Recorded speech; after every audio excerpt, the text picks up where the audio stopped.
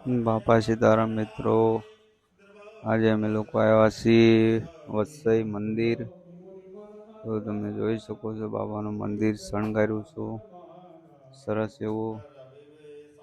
તો આજે નથી પૂનમ કે નથી તિથિ કે નથી ગુરુ પૂનમ, બરાબર. તો બી મંદિરને કમેન્ટ કરીને બતાવો મિત્રો કે આ મંદિરને આજે શું કામ શણગાર્યું હશે. તો હું તો કહીશ જ, પણ તમારે પણ જરાક વિચારવાનું છે કે મંદિર ખૂબ સરસ શણગાર્યું છે.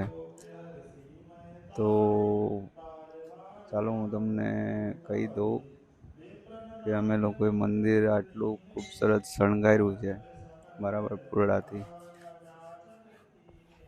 હેલો બાપા સીતારામ, કેમ છો બધા? મજામાં? જય જય સીતારામ. કમેન્ટ કરજો અને લાઈક કરવાનું ભૂલતા નહીં.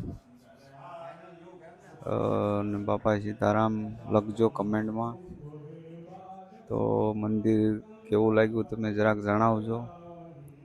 આ કેવું ખૂબ સરસ જો બબલ્સથી સીલિંગને શણગાર્યું છે, ખૂબસૂરત. બહુ મહેનત લાગે છે મિત્રો. તમે પણ એકવાર દર્શન કરવા આવો બાપાના. અને